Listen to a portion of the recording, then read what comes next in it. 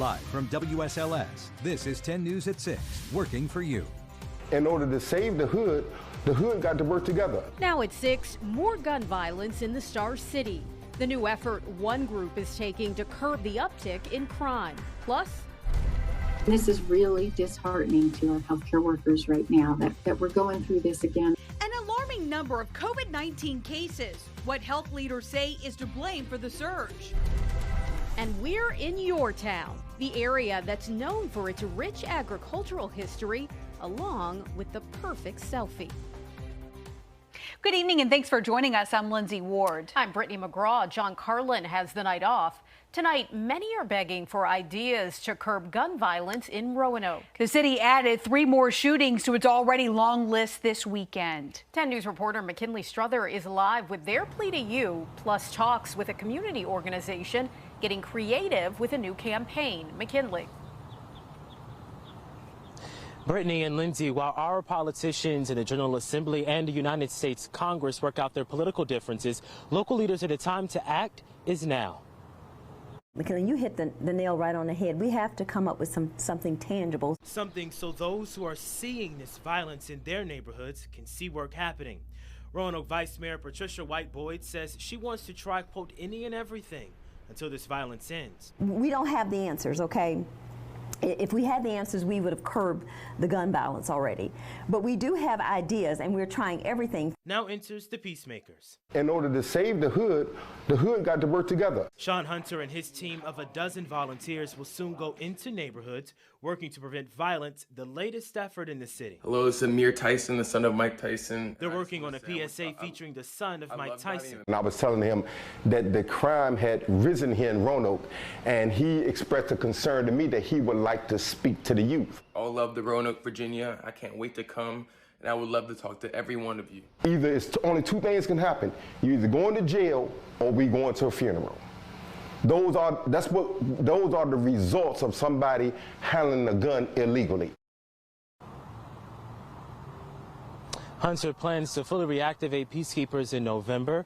He also plans to invite the son of Mike Tyson for that reactivation. He's going to work hard to see if he can get Mike Tyson here as well. We'll have to stand by for that update. Meanwhile, Vice Mayor Patricia White Boyd says you can contact her directly. I have a link to her email for you on our website. That's WSLS.com.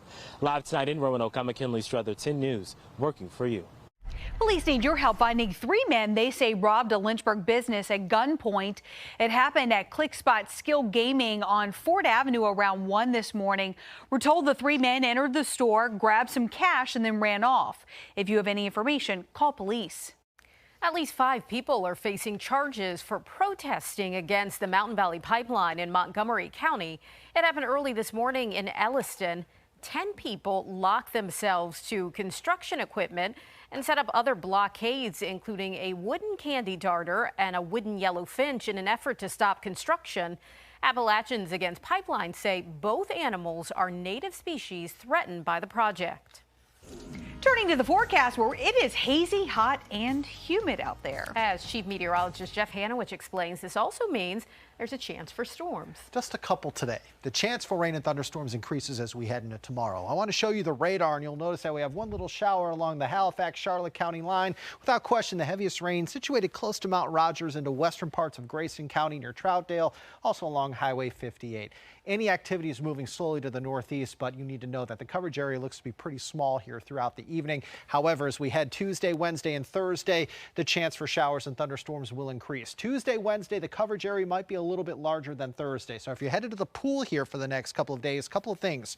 Make sure to remember your sunscreen, and don't forget to check your local weather authority weather app, as there will be a higher coverage area of showers and thunderstorms for the next couple of days. I want to talk to you about the heat alerts nationwide, really spreading from Wisconsin south into Texas.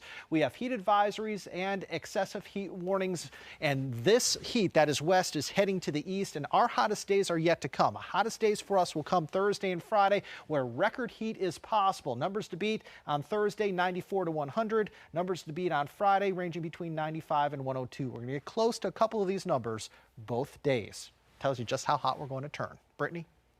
Hospitals are preparing for another COVID-19 surge. This comes after more than 4,000 new cases were reported over the weekend. 10 News reporter Annie Schroeder joins us live tonight to break down the trends we could see in the coming weeks. Annie. Hey, Brittany, good evening. Cases are expected to continue to rise, similar to what we saw late last year. Right now, health officials are working to make sure everyone gets vaccinated to avoid overcrowding in hospitals. Now, 25 out of 35 local health districts are dealing with a surge in cases caused by the highly contagious Delta variant. Health districts in our region say they are seeing cases from summer camps, church gatherings, and travel sports teams. They say if people continue to choose not to get the vaccine, the rise will continue over the next couple of weeks before reaching a peak.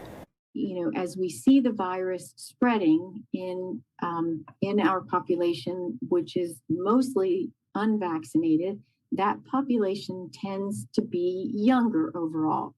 We have great numbers for those who are vaccinated in our older populations. Right now, health leaders are recommending wearing a mask inside crowded indoor places to protect yourself and others. We are expecting an update from the central office of the Department of Health sometime tomorrow. Several of our local health districts will be offering vaccination clinics in the coming weeks. For information on how to get your vaccine, you can head over to WSLS.com. Live in Roanoke tonight, Annie Schroeder, 10 News, working for you. The new school year comes with cautious optimism. Thousands of parents will send their kids back to the classroom this fall. However, in light of uncertainty surrounding rising COVID cases and masking rules, many others will take a different route. That's why Lynchburg City Schools is offering a virtual academy for students in grades K through 12. I think we realize that virtual learning is maybe not the best fit for everyone, but for some it's an excellent option. I think that we're seeing a lot of people who really are loving this option right now. Educators and counselors will meet with students one-on-one to make sure your kid stays on track. You can move your kid in or out of the virtual academy at any time. Masks will now be required in Carroll, Appomattox, and Bedford counties, along with the city of Roanoke. However, they remain optional in Craig County. For a complete list on what your school district has planned, head to WSLS.com. A country music star is coming home for a special concert when you can get your hands on a ticket for Nashville night. Plus, pursuing your dreams, the online joke between two Virginia brothers that led to a one-of-a-kind opportunity. WSLS 10 News, the proud winner of two 2021 Emmy Awards for Best Daytime Newscast and Best Evening Newscast. An Old Dominion fan favorite is back. Tickets for Nashville night go on sale this Friday. The 10th annual Evening of Music, led by Old Dominion frontman Matthew Ramsey, is scheduled for Sunday, September the 19th at James River High School. Ramsey came up with the idea a decade ago to give back to his hometown at the high school he graduated from. Ramsey will be joined with other popular Nashville songwriters. Proceeds from the ticket sales will go to the Ramsey Foundation, helping to provide resources to Southwest Virginia. Now, for ticket information, if you're interested, you can head to our website, WSLS.com. A new Mountain Dew commercial features a musician from Virginia who went viral on TikTok. You can lay down $1 or $2. Spencer Hatcher and his brother Connor, who live in Timberville, jokingly tagged the brand while performing a rendition of the bluegrass song Good Old Mountain Dew. To their surprise, they were contacted by the team at Pepsi, who gave them the chance to work with a big-time director. Done some music videos for Carrie Underwood, Marilyn Manson, and he was listing off a ton of people. I was like, man, that's awesome. So this guy was real, you know, and it was just an awesome experience for me, an opportunity. The brothers are full-time musicians, and they hope this is just the beginning of their music career. You're looking at a live picture from our Virginia Tech Skycam overlooking Blacksburg and the New River Valley. Quite a bit in the way of sunshine today, mixing with some cloud cover every now and again. There's some haze around, too. We'll let you know when the chance for showers and thunderstorms increases coming up.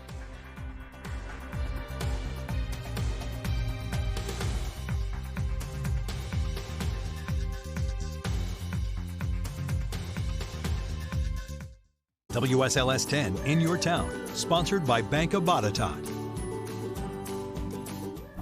We're back on the road, this time in Botetourt County, and we are looking ahead to the fall. Yes, 10 News reporter Shane Dwyer is live outside of Buchanan with the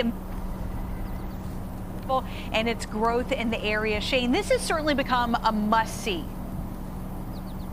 Lindsay and Brittany, you want to talk about an event and a family that has made a name for itself in the area, and this is the one you need to talk about. More than 600,000 sunflowers planted there on the field behind me and all around here in the area. It doesn't look like much right now, but just give it a few weeks when these are in full bloom, and this will be the center of attention. Like the seeds being planted for sunflowers, the Beaver Dam Farm Sunflower Festival started with the planting of a small idea. Candace Monahan pitched it to her family as a new use for their farm in Buchanan. And I said, you know, people pay to get in to see corn and walk through corn. We should try to have people pay to see sunflowers. And that's kind of where it all started. And we ended up with about 1,600 people that first year. Now coming up on its 6th year, the festival is in perpetual bloom. Visitors have come from 22 states. And this year, they expect to break their record of 20,000 people. You know, we're thrilled. We never knew that it would grow as it has, and we try to add different things each year. Just a few minutes away at Best Place Antiques in Buchanan, more people means more sales. Vendors here say the area festivals are great for business, and the Sunflower Festival is a perfect addition. We're just another petal in their sunflower, or they're another stem to our tree, or whatever it is, but we all kind of work together. It's really good. It's good for the town. And then this week, yesterday, they were 7 inches at 3 weeks old. This year's crop still has a few more weeks to go before they reach their peak. And after the year we've had, Monahan says the flowers may be even more important than ever. How can you be sad when you walk up to something like that? You know, you see a sea of yellow that large, over 21 acres, and we're going to have some colors thrown in there this year too, but you just can't be sad at a place like this. The festival runs September 10th through September 19th. And of course, there's more to see here than just the sunflowers. If you head on over to WSLS.com and click on this story, we've got information about tickets and the schedule and all the other things you need to know about the festival to come on out here and have a good time. We're in your town, live in Botetourt County. I'm Shane Dwyer, 10 News, working for you. Your local weather authority, always watching and tracking for you from the JES Weather Center. It was 1 year ago this morning where some of us were awakened by a shake. Yes, it was 1 year ago today where we had a magnitude 5.1 earthquake in Sparta, North Carolina, the strongest earthquake in North Carolina in 100 years. It actually delayed the start of classes in Grayson County and caused more than $15 million in total damage. You'll notice here on the radar that we are indeed seeing one little shower that is falling apart as it moves from Halifax County into Charlotte County. We are also watching a couple little showers out across western parts of Grayson County, but without question, the bulk of the rain today has stayed west of us into West Virginia. And really that rain extends from Michigan south all the way towards the Gulf Coast. This is a front that's going to get closer to us tomorrow, and as it gets closer to us tomorrow, it's going to increase our rain chances. So tomorrow there's a better chance for scattered showers and thunderstorms developing soon after lunchtime and lasting through at least part of the evening, maybe even say towards midnight. Wednesday's going to be a rinse and repeat day. Wednesday starts out dry, but by Wednesday afternoon, you guessed it, we're going to have more hit or miss thunder showers around. Any storm that forms Tuesday or Wednesday could pack a little bit of a punch for us with some strong winds and of course some heavy rain, thunder and some lightning. And notice these red arrows here. Yeah, we're going to have that southerly flow continuing to pump in more heat and humidity for us. The rain and storm coverage on Tuesday going to be maximized from 1 o'clock through about maybe 9 or 10 o'clock. Okay, about a 40 to 50% chance for some passing showers and thunderstorms at that point in time on Tuesday. Do want to take you into the tropics. We've got potential tropical cyclone 6 out there with winds of 35 miles per hour, likely to become tropical storm Fred at some point in time tonight. It is moving west-northwest at 14 miles per hour. And as we take a look at the spaghetti plots, it has it going through the Lesser Antilles towards the island of Hispaniola, getting close to Cuba and eventually perhaps close to Florida as we head into this weekend. Where it goes from there, if it makes that turn to the north, we could certainly see some rain from it come early next week. We're going to keep a very close eye on the tropics for you. Indications are it's starting to really heat up out there. It is 91 right now in Lynchburg, also in Covington. 92 is a hot spot in Roanoke, mid to upper 80s south side, low to mid 80s out across Hillsville, Wytheville, and Blacksburg as we speak. For tonight, patchy fog, otherwise partly cloudy. If there are any lingering showers early in the evening, they will quickly taper off. Overnight lows tonight 64 to 71. For tomorrow, hazy, hot and humid. We're certainly going to have some passing showers and thunderstorms developing from lunchtime on tomorrow. Highs in the mountains mainly in the 80s. Outside the mountains, you're looking at highs 90 to 95. Your extended forecast showing temperatures likely starting with a 9 from now through Saturday. Big heat wave is expected for us here for the next probably 4 to 5 days. Then we fall into the middle 80s Sunday and Monday. Also notice the daily thunder shower chances being maximized Tuesday, Wednesday, and then again this weekend. Appy? All right, we're looking at Lindsey Ward's report card, 94, 95, 96, 94. A long-term deal is in the books for the head of Virginia Tech's athletic department, and we'll hear from the Blue Demons as Christiansburg is the next stop on the camp tour. Sports is next. And now, the Freedom First Sports Desk with John Appicello. Everybody else sees the highlight plays and whatnot, but I have a lot to fix, and I just wanted to go in there and try to fix that stuff, you know, and order to be a better player and help us win games. I mean, that's the main goal. You can't really focus on getting awards and stuff. You got to go out there and try to win games. Awards are cool, but like I said, that's not what it's about. Liberty quarterback Malik Willis, already the first Flame to win the Dudley Award, is, well, on just about every college football watch list there is. But he's pretty clear it's about the Flames winning, not his trophy case. The Flames got underway Friday, though. They opened with Campbell on September 4. Meanwhile, Virginia Tech AD Whit Babcock has been extended 5 years through June of 2029. Probably the most visible successes are his head coaching hires, but his tenure is also well known for both academic accomplishments, facility improvements, and fundraising, and of course, navigating Virginia Tech through what was an extremely turbulent COVID-19 year. In June of 2020, Stadium named Babcock the 9th best AD in the country. 2018, he was one of 4 honored as the Under Armour AD of the Year as well. Our first and 10 camp tour rolls into the NRV, where Christiansburg is feeling confident in their personnel this season. The Blue Demons churned out a 3-4 record in that shortened spring season. They lost a handful of skill position players, but still returned 8 starters on offense and 7 on defense. Fifth-year coach Alex Wilkins says we can expect the scheme to remain the same, but with a few tweaks to cater to the speed of his team, and that their will to win is there, but it starts with being physically ready.